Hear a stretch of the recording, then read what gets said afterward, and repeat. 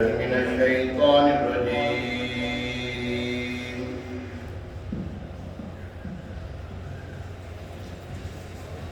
بسم الله الرحمن الرحيم.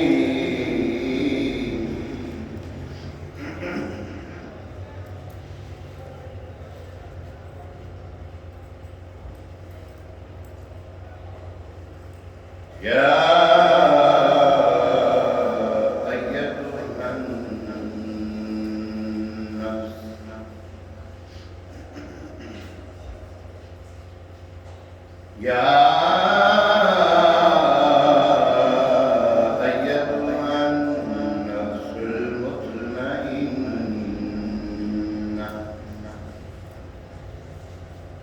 ارجعي إلى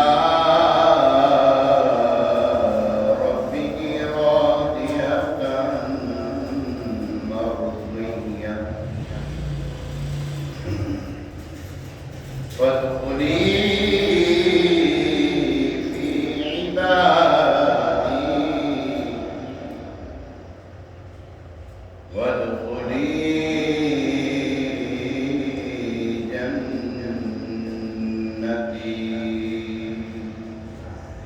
آمنت بالله صدق الله العظيم.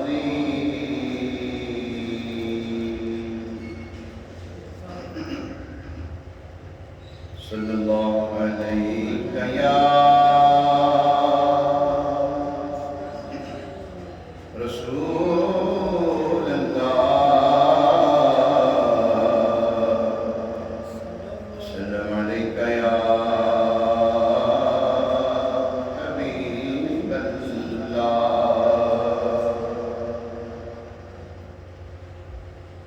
حق محبوب کی حمد و ثنا کرتے ہیں، اپنے آئینہ دل کی جلا کرتے ہیں، اپنے آئینہ دل کی جلا کرتے ہیں. ہم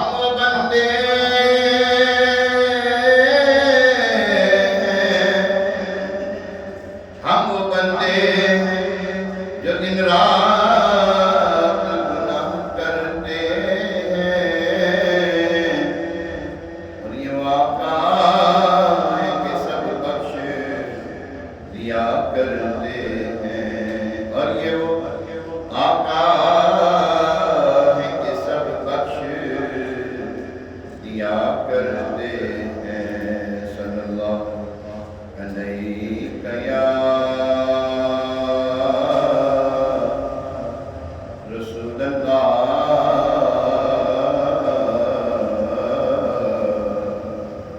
السلام علیکہ یا حبیب اللہ. مفتی اعظم کی شہزادہ اعلیٰ حضرت مصطفیٰ رضا خان علیہ رحمۃ اللہ،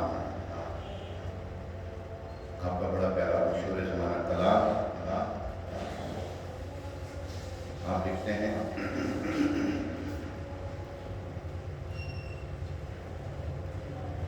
پیتے ہیں تیرے در کا،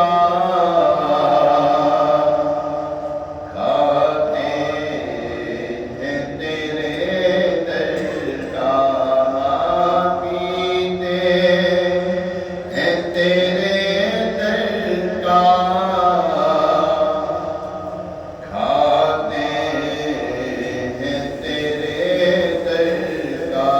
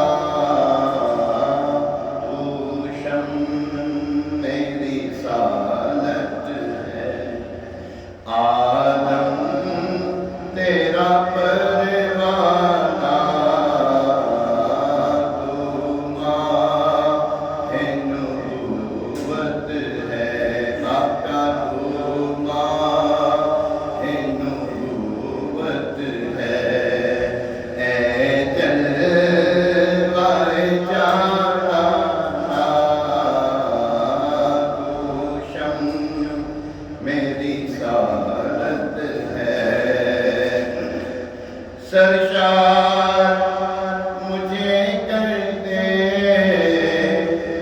ایک جام تبالب سے سرشار مجھے کر دے ایک جام تبالب سے تاش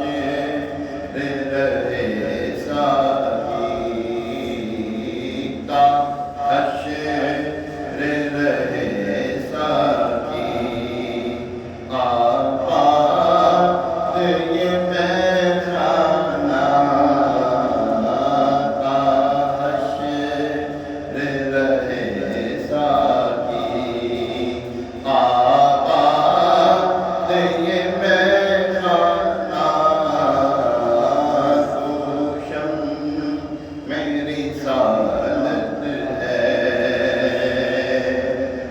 دل اپنا چمک اٹھے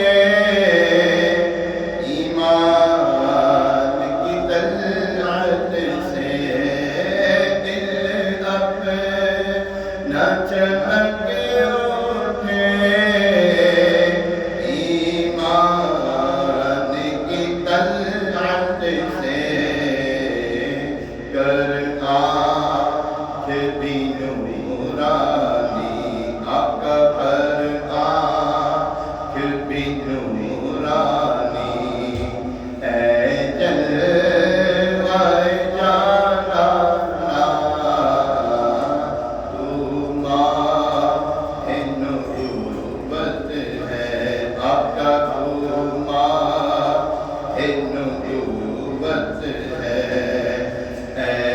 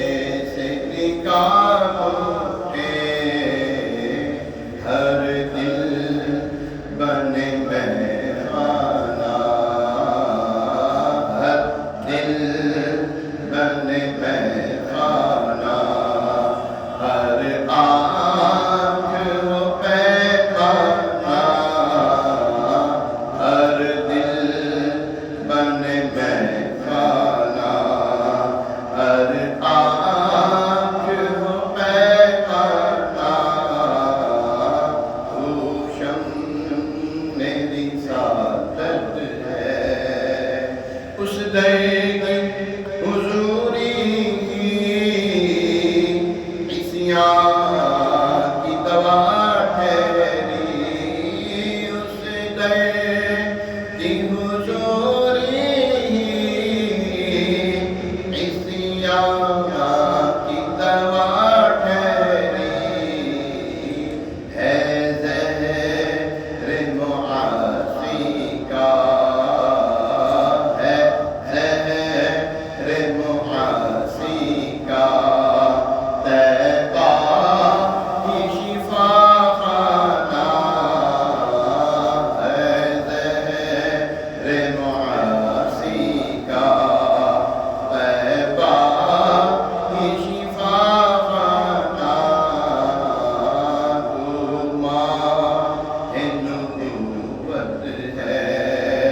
ہر پھول میں بو تیری ہر شمع میں سو تیری ہر پھول میں بو تیری ہر شمع میں سو تیری بلبل ہے تیرا بلبل آقا بلبل ہے تیرا بلبل پروانہ ہے پروانہ تو ماہ نبوت ہے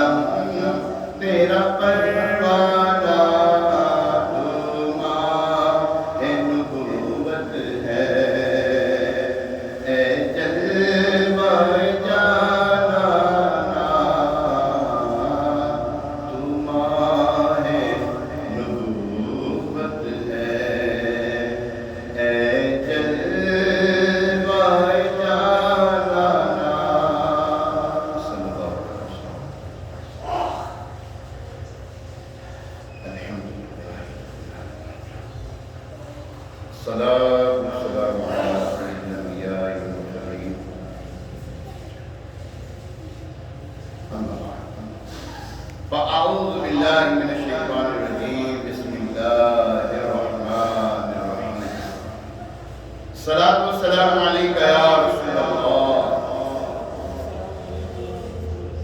جتنے بیٹھے سارے بیٹھے. وعلی آلک واصحابک یا حبیب اللہ. الصلاۃ والسلام علیک یا نبی اللہ.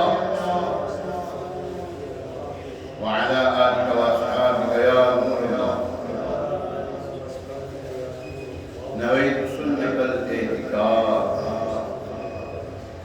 سید عالم یا مجسم شاہ بنی آدم حضرت محمد صلی اللہ علیہ وسلم پر درود و سلام پڑھنے کے بے شمار برکتیں درود پاک پڑھنے کی. ایک فضیلت میں کچھ یوں لکھا ہے. حضرت سید محمود کردی رحمۃ اللہ تعالیٰ نے ارشاد فرماتے ہیں میری والدہ مائدہ نے خبر دی کہ میرے والد ماجد یعنی حضرت سید محمود کردی کے نانا جان جن کا نام محمد تھا انہوں نے مجھے وصیت کی تھی کہ جب میرا انتقال ہو جائے اور مجھے غسل دیا جائے تو چھت سے میرے کفن پر ایک سبز رنگ کا رکا گرے گا جس میں لکھا ہوگا ہذہ براءۃ محمد العالم بعلمہ من النار. یعنی محمد جو عالم ہے اسی علم کے سبب جہنم سے چھٹکارا ملتا ہے. اس رکے کو میرے کفن میں رکھ لینا. چنانچہ غسل کے بعد رکا گرا, لوگوں نے رکا پڑھ لیا تو میں نے اسے ان کے سینے پر رکھ لیا. اس رکے میں ایک خاص بات یہ تھی جس طرح صفحے کے اوپر پڑھا جاتا تھا اسی طرح صفحے کے پیچھے سے بھی پڑھا جاتا تھا. میں نے اپنی والدہ مائدہ سے پوچھا کہ نانا جان کا عمل کیا تھا. امی جان نے فرمایا یعنی ان کا یہ عمل تھا کہ ہمیشہ ذکر اللہ کرنے کے ساتھ ساتھ درود پاک کی بھی کثرت کیا کرتے تھے. سبحان اللہ. دیکھا آپ نے درود پاک کی کتنی بڑی فضیلت ملتی ہے ان کو جو درود پاک کی کثرت کرتے ہیں.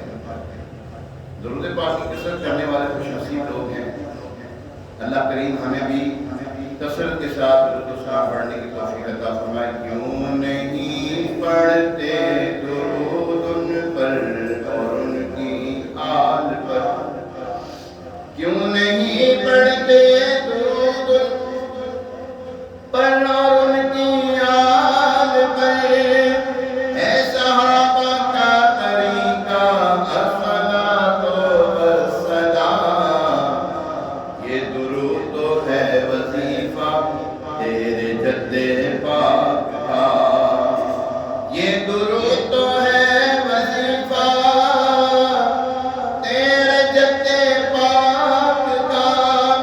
ہے یہ مشکل میں وظیفہ الصلاۃ والسلام. اے مبین پڑھ لے درود ان پر اور ان کی آل پر. اے مبین پڑھ لے درود ان پر اور ان کی آل پر. ہے تیری بخشش کا ذریعہ, ہے تیری بخشش کا ذریعہ الصلاۃ والسلام. ہے تیری بخشش کا ذریعہ الصلاۃ والسلام. آئیے ایک مرتبہ سورہ برکت کے لیے باعث رحمت بنی حضور علیہ السلام کے ساری امت کے سارے سواب کے لیے درود پاک پڑھ لیتے ہیں. الصلاۃ والسلام علیک یا رسول اللہ وعلی آلک واصحابک یا سیدی یا حبیب اللہ. الصلاۃ والسلام علیک یا سیدی یا نبی اللہ وعلی آلک واصحابک یا خاتم النبیین. پیارے محترم, آج 29 ربیع الثانی 1444 ہجری بمطابق 25 نومبر 2022.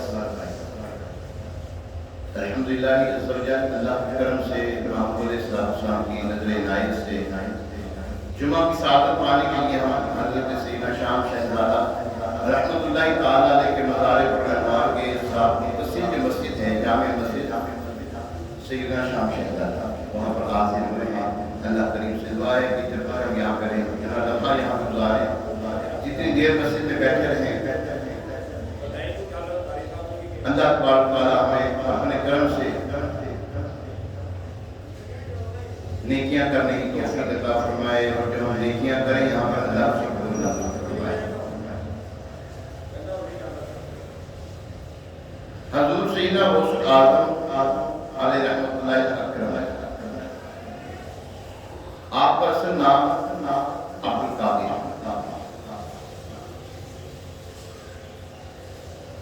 آپ پتہ تبارک تعالیٰ کے بہت ہی قرب والے ولی ہیں بلکہ ولیوں کے سردار ہیں. آپ کی شان اتنی عرصہ والا ہے اس قدر عرصہ والا ہے کہ آپ کی شان کے لیے اتنا کہنا کافی ہے کہ حضور سیدنا غوث اعظم رضی اللہ تعالیٰ عنہ کا اولیاء کرام میں مقام ایسا ہے جیسا حضور علیہ السلام کا مقام وہ تو نبوت کے حوالے سے نبوت کے مطابق یہاں ولی اولیاء کرام کے ولایت کے مطابق آپ کا مقام ہے. اور یہ سب برکتیں سب رحمتیں جو ان کو ملی ہیں یہ ان کے نانا جان رحمت عالم جان صلی اللہ تعالیٰ علیہ وسلم کی بدولت ملی ہے. حضور غوث اعظم شیخ سید عبدالقادر جیلانی رحمۃ اللہ تعالیٰ علیہ کی ولادت بعد سعادت یکم رمضان 470 ہجری کو بغداد شریف کے قریب قصبہ گیلان اس کو گیلان کہتے ہیں جسے آپ گیلانی بھی کہتے ہیں گیلانی بھی کہتے ہیں. غوث الورا سیدنا غوث پاک رضی اللہ تعالیٰ عنہ کا نامی اسم گرامی عبدالقادر کنیت ابو محمد محی الدین محبوب سبحانی غوث اعظم غوث الثقلین وغیرہ ترکبات ہیں. شہنشاہ بغداد حضور سیدنا غوث پاک رضی اللہ تعالیٰ عنہ اہل بیت یعنی سادات کے گھرانے میں پیدا ہوئے. ایران کی روشن زمین قطب ربانی شہباز نمکانی شیخ سید عبدالقادر جیلانی رحمۃ اللہ تعالیٰ علیہ کا خاندان عالی شان زہد و تقویٰ کی وجہ سے بہت مشہور تھا. شاہ جیلان رحمۃ اللہ تعالیٰ علیہ کی والدہ ماجدہ کا نام سیدہ فاطمہ کنیت ام الخیر. محبوب سبحانی رضی اللہ تعالیٰ عنہ کی والد گرامی کا نام سید موسیٰ کنیت ابو صالح لقب جنگی دوست.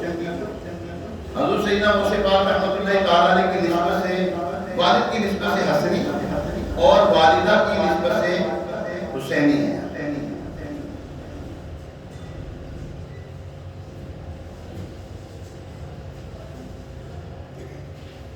امیر اہل سنت مجدد دوران غوث وقت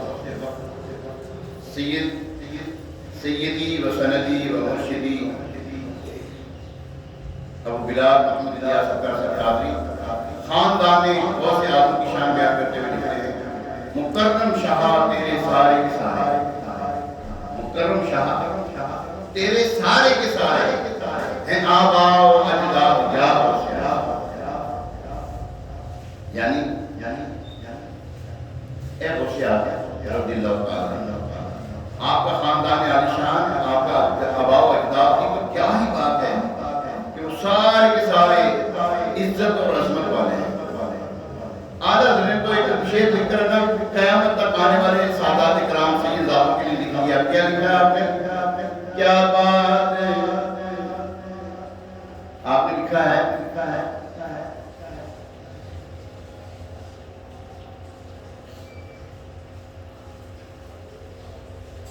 تو ہے عین نور تیرا سب پرانا کیسے بنے کیا تیری نسل پاک میں ہے بچہ بچہ آدھا ذہن کمال لکھتے وہ بھی ہے وہ ہے جو شعر پڑھ رہا تھا نا پہلے کیا بات رضا اسے چمنی سان کر کی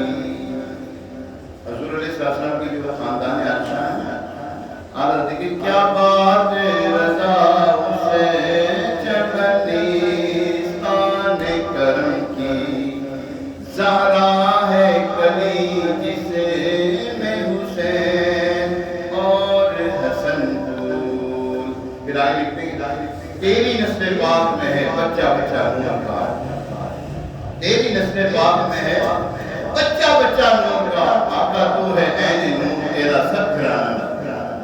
خیر اللہ پاک تعالیٰ ہمیں حضور غوث پاک رضی اللہ تعالیٰ عنہ کی جو عظمتیں ہیں ان کو سمجھنے کی توفیق عطا فرمائے۔ اچھا ایک بات یاد رکھیے، کرامت ہوتی ہے نبوت کی جو دلیل ہوتی ہے وہ ہے معجزہ۔ انبیاء کرام علیہ السلام کو معجزہ دکھانا ہی پڑتا ہے، دکھانا ہی پڑتا ہے، جبکہ اولیاء کرام کو کرامت دکھانے کی ضرورت نہیں ہے۔ ہاں ان کو ضرورت پیش ہے تب دکھا سکتے ہیں، اگر نہ کئی ایسے اولیاء کرام گزرے ان کی کوئی کرامت ثابت ہی نہیں، کیونکہ ان کو پتہ ہی نہیں تھا میں ولی ہوں۔ جی ہاں ایسی بھی ولی نہیں، بات ان کے دنیا سے رخصت ہوگی نا جب پھر لوگوں نے کہا یار یہ بہت بڑے ولی تھے یار، ان کی وجہ سے ہمارے بڑے بڑے کام حل ہو جاتے تھے، بڑی مشکلات دور ہو جاتی تھیں، پریشانیاں دور ہو جاتی ہیں، انہوں نے سنا ہمارے کام کا بھی تکلیف کرتا تھا۔ جی ہاں ایسے ولی کرام گزرے۔ آپ رحمت اللہ تعالیٰ علیہ کی سب سے پہلی کرامت جب آپ دنیا میں تشریف لائے تو آپ کے ہونٹ حرکت کر رہے تھے، آپ کی والدہ نے سنا تو اللہ اللہ کی آواز آ رہی ہے، رون کے کن اولیاء یا غوث آدم دستگیر، پیشوائے اصفیاء یا غوث آدم دستگیر، آپ ہیں پیروں کے پیر اور آپ ہیں روشن زمین، آپ شاہ اتقیاء یا غوث آدم دستگیر۔ پیارے حضور غوث پاک رحمت اللہ تعالیٰ علیہ جب دنیا میں تشریف لائے تو یکم رمضان تھا، آپ روزے سے سارا دن آپ نے روزے کیا، سارا دن دودھ نوش فرمایا، مغرب کا جب وقت ہوا، جب افطار کا وقت ہوا، آپ نے اپنی والدہ کا دودھ نوش فرمایا۔ یہ آپ کی دوسری کرامت، مادر ذات ولی تھے نا۔ اچھا کرامت کسے کہتے ہیں؟ آئیے ذرا سنتے ہیں۔ دعوت اسلامی کی مرتبہ المدینہ کی کتاب کرامات صحابہ صفحہ 36 پر ہے کہ مومن متقی سے اگر کوئی ایسی نادر الوجود و تعجب خیز چیز ساتھ و ظاہر ہو جائے جو عام طور پر عادتاً نہیں ہوا کرتی، اس کی کرامت کہتے ہیں۔ کرامت کو عقل میں نہیں بول سکتے آپ لوگ، یہ کرامت عقل میں نہیں آتی۔ حضور غوث پاک رضی اللہ عنہ ساری رات ایک قرآن پاک ختم کرتے تھے، آتی سمجھ میں آتی بات؟ حضرت سیدنا مسلمانوں کے چوتھے خلیفہ مولا علی مشکل کشا کرم اللہ تعالیٰ وجہ کریم، آپ اپنے گھوڑے کی رکاب میں ایک پاؤں رکھتے، دوسرا پاؤں جب دوسرے پیدل میں پاؤں رکھتے، دوسرے رکاب میں پاؤں رکھتے ہیں، پیر مبارک رکھتے ہیں تو پورا قرآن پاک ختم کر لیا کرتے تھے۔ جی یہ کرامت ہے آپ کی، اب کوئی کہ یہ کیسے ہو سکتا ہے؟ تو میں اسے پوچھوں گا جب اللہ اور اس کے رسول نے فرما دی کرامت سمجھ میں آ ہی نہیں سکتی، آپ کیسے کہہ سکتے ہیں کیسے ہو سکتا ہے؟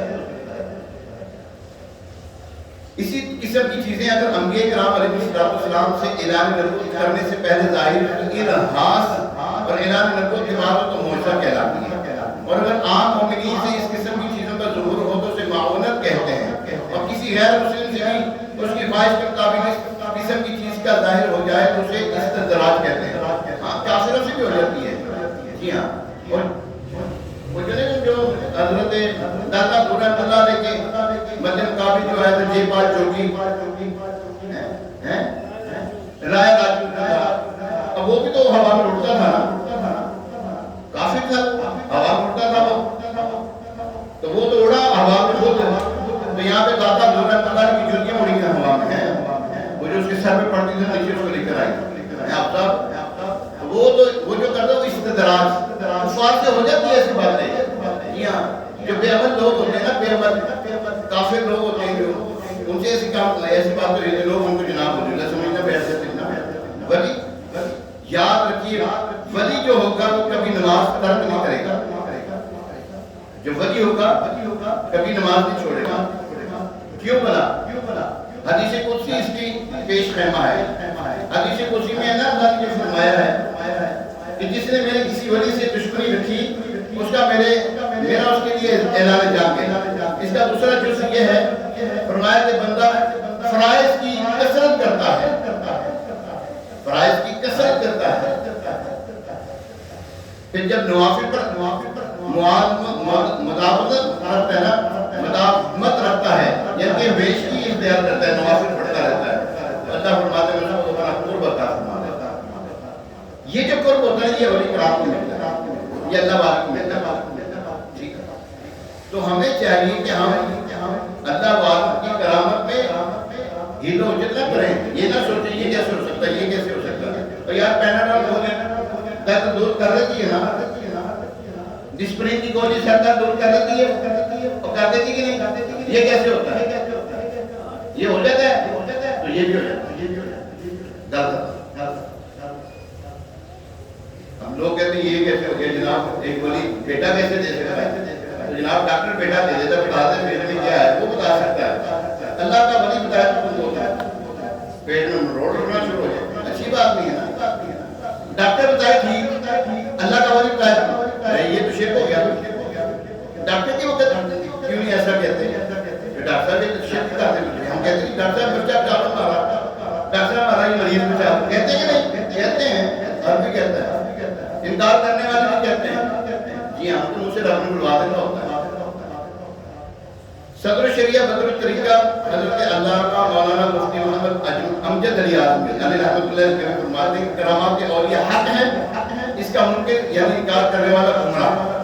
کرامت کی بہت سی قسمیں، مثلا مردوں کو زندہ کرنا، اندھوں اور کوڑیوں کو شفا دینا، لمبی مسافتوں کو لمحے میں طے کر دینا، پانی پر چلنا، ہوا میں اڑنا، ان کی بات جان لینا اور دور کی چیزوں کو دیکھ لینا وغیرہ وغیرہ۔ پیارے محترم سے دیکھا آپ نے کہ کرامت کی قسم ہوتی ہے، مگر حضور مرشد پاک رضی اللہ تعالیٰ عنہ پر یہ رب کریم کا خاص حضور کرم اور احسان تھا کہ اللہ پاک نے آپ کو دیگر اولیاء کرام سے بڑھ کر کرامات عطا فرمائے۔ آپ رحمت اللہ تعالیٰ علیہ اللہ پاک کی عطا سے کبھی مردوں کو بھی زندہ کرتے تھے، کبھی اندھوں کو آنکھیں دے دیا کرتے، کبھی کوڑ کے مرض والوں کو شفا دیتے، تو کبھی بیماروں اور پریشان حالوں کی مدد فرماتے، کبھی دور سے مدد کے لیے بلانے والوں کی امداد فرماتے، کبھی حاجت مندوں کی حاجت پوری فرما دیتے، کبھی کسی کے دل میں آنے والے خیالات کو جان دیتے، تو کبھی اپنی بارگاہ میں آنے والوں کی مشکلات کو دور فرما دیتے، کبھی چوروں اور ڈاکوں پر نظر کرم ڈالتے، نیک بنا دیتے، ان کا ولایت نہیں، ولایت سے بڑھ کر کتب بنا دیا کرتے، ابدال بنا دیا کرتے۔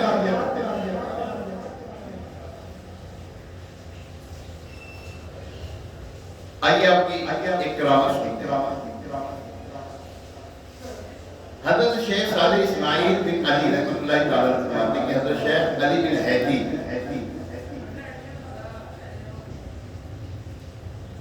حضرت شیخ علی بن حیتمی رحمۃ اللہ تعالیٰ جب بیمار ہوتے تو کبھی کبھی زمین پر تشریف لاتے اور وہاں کئی دن گزارتے۔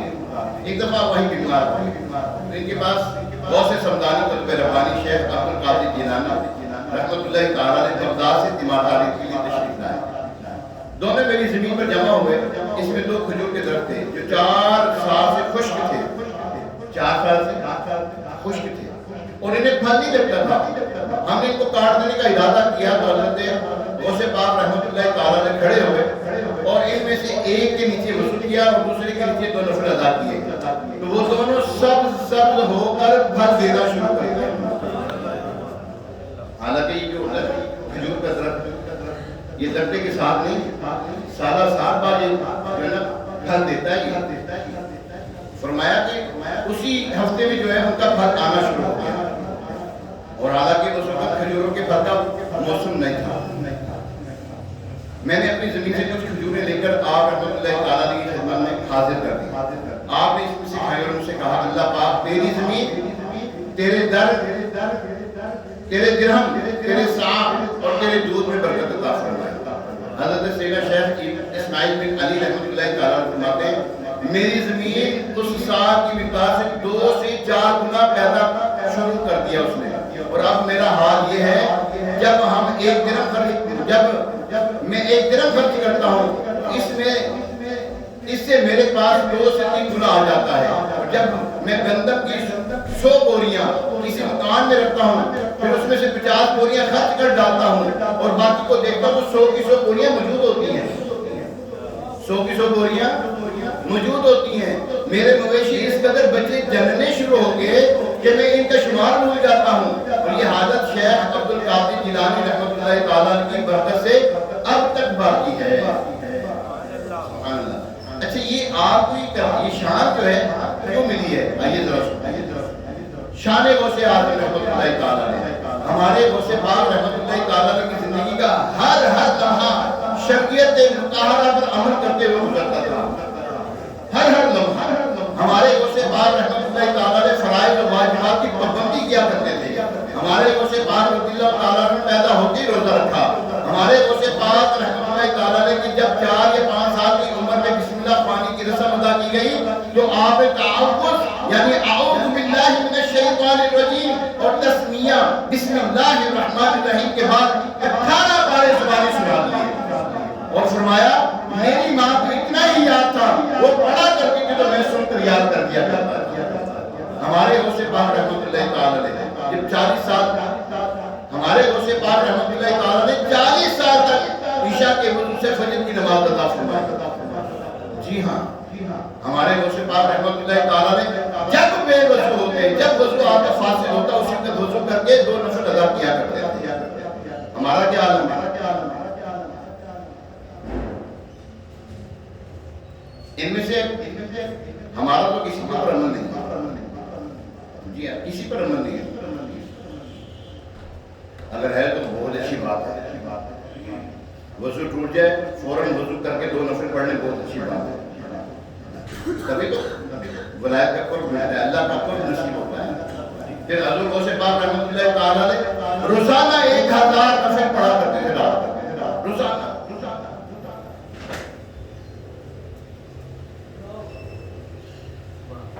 یہ کیسے ہو جاتا ہے یار؟ عقل میں آتی بات بولو تو صحیح, سوچ میں پڑ گئی. آپ کو کہہ رہا سوچ میں پڑ گیا یہ کیسے ہو سکتا ہے عثمان بھائی؟ ہو سکتا ہے اسی کو تو کرامت کہتے ہیں. عقل میں نہ آئے. اچھا ایک بات ہے, آپ کو نیک لوگ بیٹھے ہیں, میں ایک مرتبہ بیٹھا رات میں کچھ لکھنے کے لیے جمعے کی بیان کی تیاری کرتا ہوں نا, رات کو بیٹھتے نا کچھ لکھنا شروع ہوتا ہوں تو آپ یقین کریں ایک مرتبہ ایسا ہوا کہ لکھتے لکھتے مجھے فجر کی اذان ہوتی مجھے پتہ ہی نہیں لگا. جی ہاں میں کوئی اپنی کرامت نہیں بتا رہا. میں آپ یہ جو موبائل ہے یہ ایک ایسی چیز آ گئی, ڈیوائس ایسی ہے آپ رات کو لے کے بیٹھے نا صبح ہوئے پتہ نہیں لگتا ہے.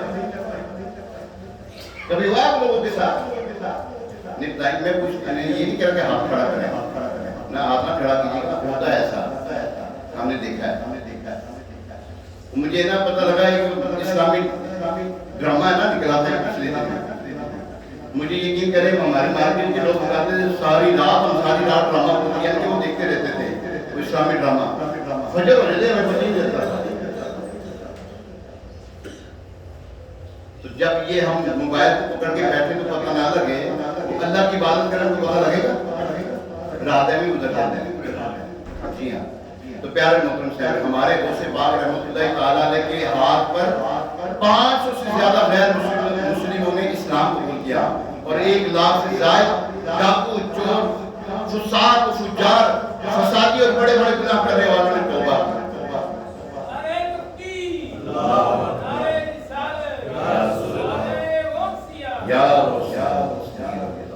ہمارے غوث پاک رحمۃ اللہ تعالیٰ بے شمار اوصاف کے پیکر ہونے کے ساتھ ساتھ عبادت, ریاضت, ولایت اور قرابت میں تو اپنی مثال تھے ہی, مگر آپ رحمۃ اللہ تعالیٰ نے زہد و تقویٰ گناہ پسندی میں بھی باکمال تھے.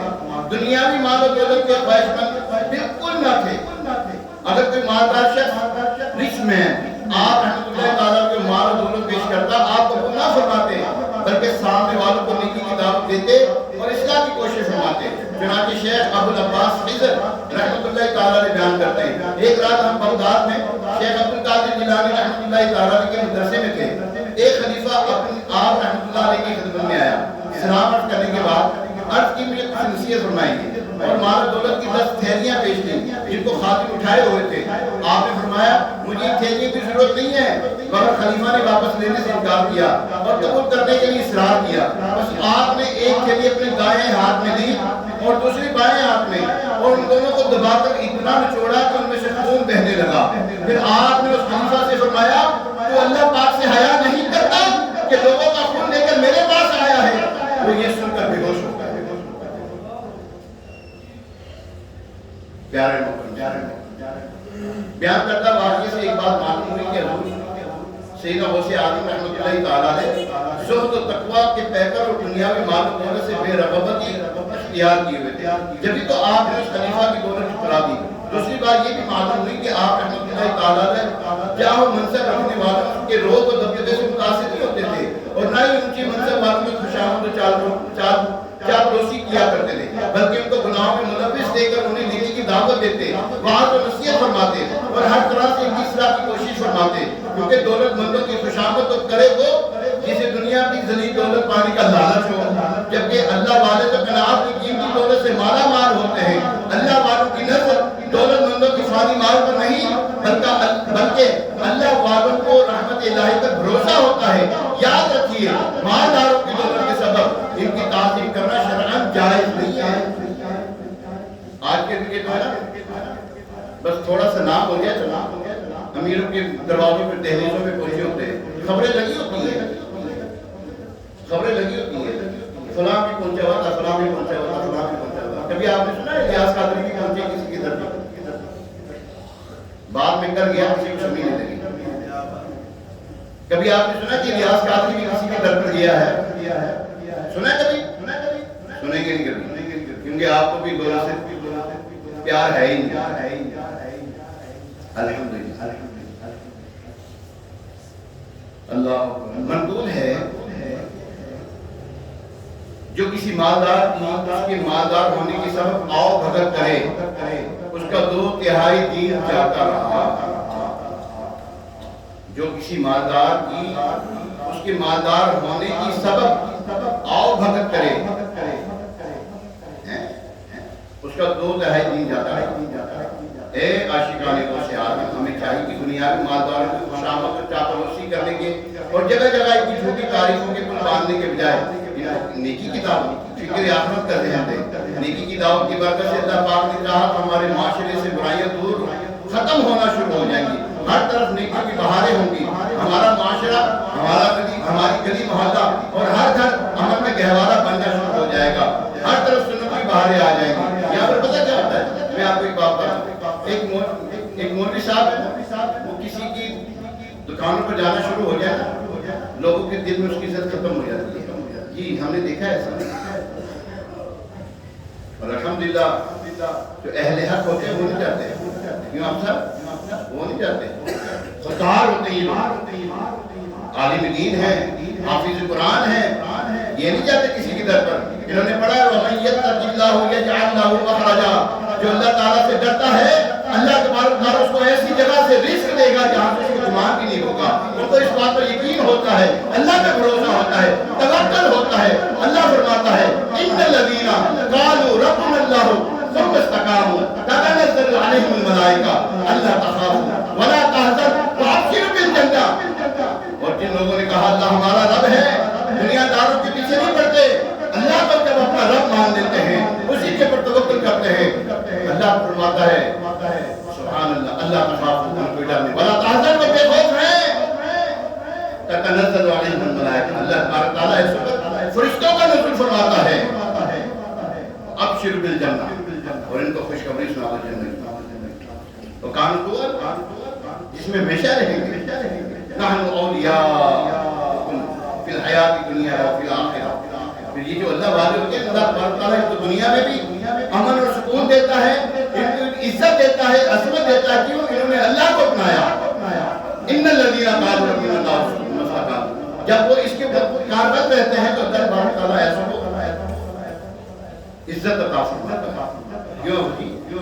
ایسے ہی ہوتا ہے جو اللہ والا ہو جائے۔ اللہ، آپ اللہ کے ہوکے دیکھو، اللہ کے ہوکے دیکھو، سب چھوڑ دو، سب ماں سوال کو اپنے دل سے نکال دو، صرف اللہ اور اس کے رسول کی یاد کو دل میں لے آؤ۔ 40 دن میرے کہنے پہ ایسا کر لو، آپ یقین جانیے اللہ تبارک تعالیٰ آپ کو جو عزت عطا فرمائے گا، آپ کے کاروبار میں جو برکت عطا فرمائے گا، آپ کے گھر بار میں جو برکت عطا فرمائے گا، آپ کی اولاد میں برکت عطا فرمائے گا، آپ کے دسترخوان پہ وسعت عطا فرمائے گا۔ تو دیکھنا آپ یقین جانیے 40 دن کے بعد، 40 دن سے پہلے کا اپنا ہاتھ دیکھ لیجیے گا، 40 دن کے بعد آپ اپنا ہاتھ دیکھ لیجیے گا، نہ تبدیلی ہے تو مجھے پکڑ لینا۔ جی ہاں، روایت تو مسلم موجود ہے جو 40 دن لگاتار نمازیں پڑھے، 40 دن کوئی ناغہ نہ کرے، اللہ سے جو دعا مانگے گا اللہ کو مرضی کرے. کر کے دیکھ لیں، جس کی کوئی دعا قبول نہیں ہوتی، کوئی کہتا ہے میرے گھر میں تندرستی ہے، فاقہ مستی ہے میرے گھر میں، میری اولاد میرے قابو میں نہیں ہے، یا اولاد نہیں ہوتی، بے اولاد ہے، پریشان ہے کاروبار کی وجہ سے، پریشان ہے اپنی اہل ویال کی وجہ سے، آج یقین جانیے اللہ تبارک تعالیٰ آپ کی کاروبار میں برکت عطا نہ فرمائے مجھے پڑھنے کا. ہاں جی، القاسم حبیب اللہ، ہاتھ سے محنت کرنے والا اللہ کا دوست.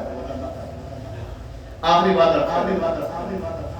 ہمیں نا یہ جو بزرگان دین ہے نا، ہم ان کو ایسے نہیں مانتے کہ اللہ والے ہوتے تو مانتے ہیں، یہ متقی پرہیزگار ہوتے ہیں، یہ ہم انہیں کو مانتے ہیں. ہم اس کو نہیں مانتے جو لگے کام مٹے گا، کمائی کی دنیا کھائیں گے، ہم نہ نماز کا پتہ، نہ غسل کا پتہ، نہ غسل کا پتہ، نہ کسی چیز کا پتہ. ہم ایسے کو نہیں مانتے بھائی، اللہ والے کو مانتے ہیں.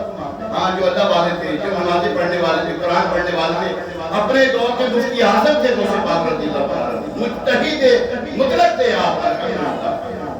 کائنات میں آپ جیسا کوئی ایسا کوئی مفتی تھا ہی نہیں جیسے آپ تھے. حضرت سعد بن ابی وقاص کا نام سنا ہے آپ نے؟ حضرت سعد بن ابی وقاص. میرا ٹائم 2 منٹ رہ گئی. آپ کو پتہ ہے یہ جو آپ 2-3 منٹ ہوتے ہیں میں ذرا آپ سے گفتگو کر لیتا ہوں، کر لوں گفتگو آپ سے، دسو دے صحیح. میں 2 منٹ میں کہا دے ٹائم وہ کہتے ہیں ٹرین پہ جانی کوئی ضرورت نہیں، میں بیٹھوں میں پہلے میں کو ٹرین کر گئی.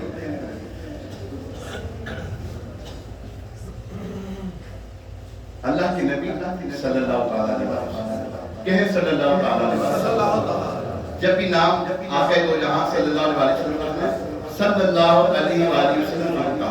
اچھا، سعد بن ابی وقاص رضی اللہ تعالیٰ عنہ صحابہ کرام میں سب سے مالدار صاحب، سب سے مالدار صاحب. ایک مرتبہ آپ نے خواہش ظاہر کی، یا اللہ مجھے غریب کر دے، یا اللہ مجھے غریب کر دے. کوئی امیر غریب ہونا چاہتا ہے، لیکن آپ نے خواہش ظاہر کی. کیوں؟ اس کی وجہ کیا بنی؟ آئیش. ایک سعد انصاری رضی اللہ تعالیٰ صحابی تھے، غریب تھے، نادار تھے، بظاہر غریب تھے. آپ کے بال بچے زیادہ تھے، ان کے بچے زیادہ تھے آپ کے. ایک مرتبہ نا اپنے ہاتھوں میں سرکار نے صلی اللہ علیہ وسلم میں بیٹھے تھے، ہاتھوں کو چھپا رہے تھے. حضور علیہ السلام نے فرمایا اے سعد کیا ہوا ہاتھوں کو؟ کھاؤ. سعد بن ابی وقاص رضی اللہ عنہ بیٹھے اس میں، جب دیکھا نا تو ہاتھوں پہ چھالے پڑے ہوئے تھے، ہاتھوں پر چھالے پڑے ہوئے تھے. سعد یہ کیا ہے؟ عرض کی یا رسول اللہ صلی اللہ علیہ وسلم بچے زیادہ ہیں، محنت زیادہ کرنی ہے، پھاوڑے چلاتا ہوں، بیچے کیا کہتے ہیں کئی وغیرہ مزدوری کرتا ہوں تو ہاتھوں پہ چھالے پڑ گئے. تو سرکار نے ساتھ کے دونوں ہاتھوں کو پکڑا، چومنا شروع کر دیا. کائنات کے والی ہاتھ چکا رہے ہیں. سعد بن ابی وقاص رضی اللہ عنہ کہتے کاش میں ان کی جگہ ہوں، کاش میں ان کی جگہ. لگاتے ہیں اس کو بھی سینے سے آقا کہ ہوتا نہیں منہ لگانے کی قابل.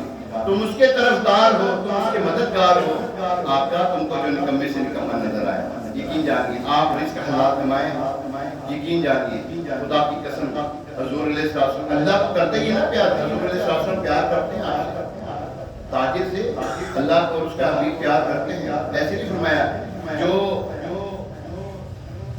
ایماندار تاجر ہوگا روز معاشر حضور علیہ السلام نے اس کے لیے بشارت عطا فرمائی، اس کو قرب نصیب ہوگا نبی پاک علیہ السلام.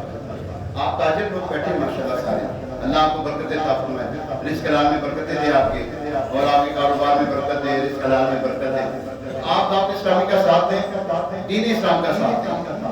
دعوت اسلامی کا ساتھ دین اسلام کا ساتھ دیں. آپ دعوت اسلامی کا ساتھ دیں، دعوت اسلامی کو آپ کی ضرورت ہے، دین اسلام کو آپ کی ضرورت ہے. آپ ساتھ دیں دعوت اسلامی کی جو ہے ٹیلی فون کا سلسلہ چل رہا ہے، جو دعوت اسلامی کی مغربیات میں حصہ ڈالے. امیر رسول اس کے لیے بڑی دعائیں کی ہیں. اللہ تبارک تعالیٰ ہمارے رزق حلال میں برکت عطا فرمائے. آپ جو دین اسلام کی مدد کرتے ہیں، باہر جو بھی لگے گی انشاءاللہ تو آپ اس میں ضرور حصہ ڈالیے گا. اللہ تبارک تعالیٰ ہم سب کو عمل کی توفیق عطا فرمائے. آمین بجاہ نبی علیہ السلام. ابھی اذان ہوگی، اذان کے بعد سنت